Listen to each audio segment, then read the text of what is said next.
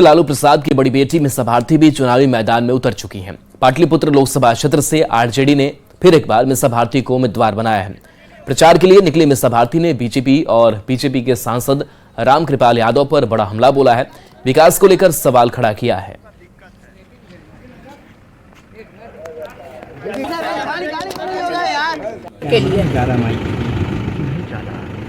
क्या किया है? जाते हैं वहाँ पे क्षेत्र में किया क्या है? एक अपनी उपलब्धि तो गिना दे। मुझे क्या गिना दे? जनता को, जनता पूछ रही है अब उनसे। जाए क्षेत्र में जवाब दे जनता को। ठीक। एक सवाल, बीजेपी का आरोप है कि रोहिणी आचार्य ने राबड़ी जी के सिक्योरिटी गार्ड्स का मिसयूज किया, क्या कहेंगे इस पर? नहीं, इसकी मुझे जानकारी नहीं है। मुझे इसकी जानकारी नहीं है। आप कहेंगे तो इसकी पूरी जानकारी लेके हम आपको बता देंगे, पर्सनली आपको बता देंगे।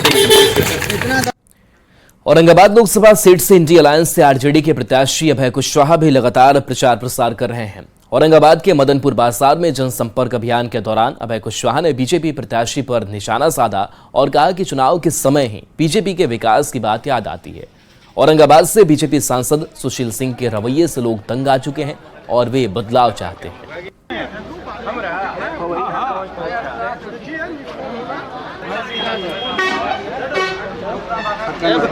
तब तक लोग स्वास्थ्य की बातें करने लगते हैं, शिक्षा की बातें, सुधार की बातें करने लगते हैं, सिंचाई संबंधित जितनी भी परियोजनाएं हैं उसको पूर्ण करने की बातें करने लगते हैं। लेकिन 18 साल से तो वो सब कुछ देख रहे हैं और इन 18 सालों में जो उन्होंने किया है उसका परिणाम हम समझते हैं कि औरंगाबाद संसदीय क्षेत्र की महान जनता निश्चित तौर पर देगी। अब महागठबंधन प्रत्याशी है, गठबंधन में और भी दल है, उनका क्या सहयोग मिल रहा है? सभी लोगों का सहयोग समर्थन है, सभी लोगों का सहयोग समर्थन, चाहे कांग्रेस हो, सीपीआई हो, सीपीएम हो, माले हो, सभी साथी और सभी सम्मानित पदाधिकारी जितने हैं कांग्रेस के, वो सभी लोग लगे।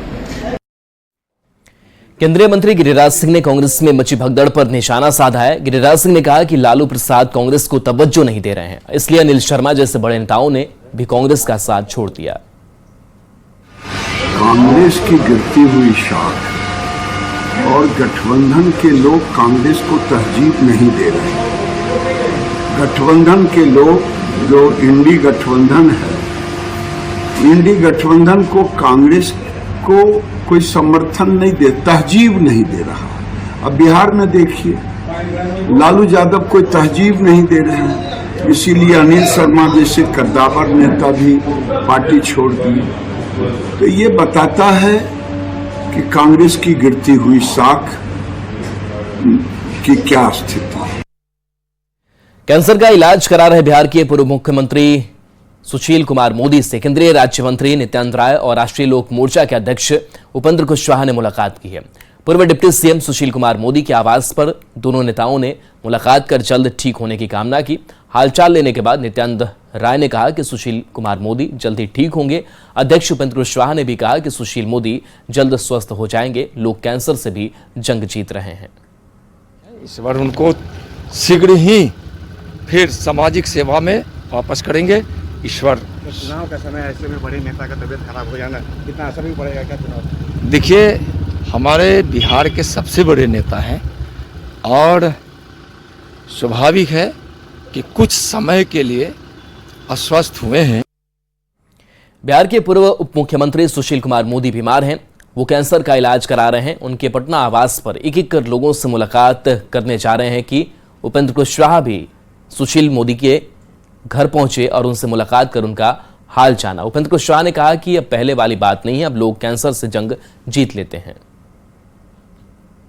मुलाकात करने आए थे, तबीयत के बारे में तो सब लोगों को मालूम है, जानकारी उन्होंने खुद ही दी है, लेकिन हमने कहा है कि बिल्कुल पॉजिटिव रहने की चीज है। अब पहले वाली स्थिति नहीं है इस मामले में भी। डायग्नोसिस होने के बाद इलाज ठीक से होने पर 10 साल, 15 साल, 20 साल आदमी पॉजिटिव रहता है और हर कुछ ठीक रहता है।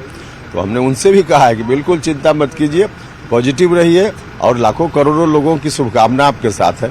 और वाकई सच में हम तो देख रहे हैं, कई लोग जिनको हम जान रहे हैं वो 10 साल, 15 साल, 20 साल से भी इलाज करा रहे हैं और स्वस्थ चल रहे हैं, इसलिए कोई चिंता की बात नहीं। पटना से बड़ी खबर है, जहां मंत्री महेश्वर हजारी के बेटे कांग्रेस में शामिल हो गए हैं। सन्नी हजारे ने कांग्रेस का दामन थाम लिया है। बिहार के आईपीआरडी मंत्री महेश्वर हजारी हैं। सन्नी हजारी पर महेश्वर हजारी ने अपना बयान भी दिया। बेटे के राजनीतिक फैसले पर कुछ कहना नहीं है, मैं पूरी निष्ठा से जेडीयू और नीतीश कुमार के साथ हूं, महेश्वर हजारी ने कहा है। और आगे उन्होंने कहा कि मुझे जो जिम्मेदारी मिली है मैं निभाऊंगा।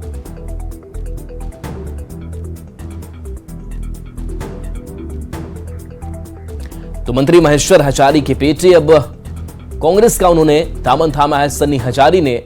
और बिहार के आईपीआरडी मंत्री हैं महेश्वर हजारी, लेकिन जब उनसे सवाल हुआ कि आप जेडीयू में और आपके बेटे कांग्रेस का दामन थाम रहे हैं, तो उन्होंने अपना जवाब भी दिया और कहा कि बेटे के राजनीतिक फैसले पर कुछ भी नहीं कहना, मैं पूरी निष्ठा से जेडीयू और नीतीश कुमार के साथ हूं। संजय हमारे साथ संवाददाता जुड़े हुए हैं। संजय, पिता जेडीयू में, बेटे कांग्रेस का दामन थाम रहे हैं।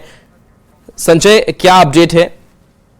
बिल्कुल, देखिए, कांग्रेस इसे अपने लिए एक बड़ी उपलब्धि बता रही है। अभी जो बाकायदा प्रेस कॉन्फ्रेंस किया गया उसमें कांग्रेस ने अपनी तरफ से कहा कि बिहार कांग्रेस के लिए बड़ी उपलब्धि है कि जो सन्नी हजारी हैं, उनके पिता भले ही आइडियोलॉजी दूसरी रखते हों, एनडीए में शामिल हों, लेकिन उनके बेटे जो हैं सन्नी हजारी, वो आज कांग्रेस में शामिल हो रहे हैं। सन्नी हजारी ने कहा भी कि अगर उन्हें मौका मिलता है, न्यूज 18 से बातचीत की उन्होंने कहा कि अगर उन्हें मौका मिलता है तो वे कांग्रेस के प्रत्याशी हो सकते हैं समस्तीपुर लोकसभा क्षेत्र से। और ज्यादातर अब उम्मीद यही जताई जा रही है कि सन्नी हजारी जो संभावित चौधरी हैं उनको टक्कर देंगे। संभावित चौधरी लोजपा के प्रत्याशी हैं और अगर कांग्रेस उन्हें टिकट देती है तो जो सन्नी हजारी हैं वो बाहरी और स्थानीय का भी मुद्दा बनाएंगे। तमाम तरह के जो इशूज हैं उसको लेकर वो चुनाव में उतरेंगे और अपनी प्रायोरिटी उन्होंने बता दी है। अब देखना होगा कांग्रेस आला कमान इस पर क्या फैसला करता है, क्योंकि आज ही इस पर एक बैठक भी होनी है सीडब्ल्यूसी की दिल्ली में। और अगर समस्तीपुर लोकसभा क्षेत्र से उनको मौका मिलता है तो निश्चित तौर पर वो कांग्रेस के प्रत्याशी होंगे। जी, जेडीयू की तरफ से कुछ स्टैंड नजर आता है क्या कि जब कोई नेता जेडीयू में हो और उनके बेटे बेटियां जो है वो कोई कांग्रेस का दामन थाम ले, कोई जेपीआर का दामन थाम ले? देखिए, कोई पहला राजनीतिक घटनाक्रम नहीं है। इसके पहले भी कई पिता पुत्र जो है वो अलग अलग पार्टियों में रहे हैं और यही बात कही सन्नी हजारी ने। उन्होंने कहा कि राजनीति में कोई ये अपवाद नहीं है और चूंकि उन्हें कांग्रेस से एक लगाव रहा है इसलिए उन्होंने कांग्रेस को अडॉप्ट किया है। कांग्रेस बिल्कुल सदस्यता है वो तो बिल्कुल संजय, एक बड़ा बदलाव देखने को मिलेगा। बहुत बहुत शुक्रिया इस अपडेट के लिए आपका। न्यूज 18 पर एक्सक्लूसिव बातचीत में रक्षा मंत्री राजनाथ सिंह ने कहा कि सीए से किसी की भी नागरिकता नहीं जाएगी। सीएए पहली बार आप जब होम मिनिस्टर थे तब आया था, पारित भी हो गया था, उसके बाद फिर वापस जो है दोबारा आप लोग लाए। और इस बार जब सीएए की बात कर रहे हैं, जब रूल्स नोटिफाई हुए हैं, तो पहली बार बहुत इसका देश वेश में काफी खिलाफ लोग इसके प्रदर्शन भी हुए थे। इस बार इतना कुछ हुआ नहीं, तो क्या आपको लगता है लोगों की अब ये समझ में आ रहा है ये, और ये इसको आप लोग अब आगे बढ़ा पाएंगे? देखिए, मैं समझता हूं कि सबसे बड़ा संकट यदि विपक्ष के पास है तो सबसे बड़ा संकट है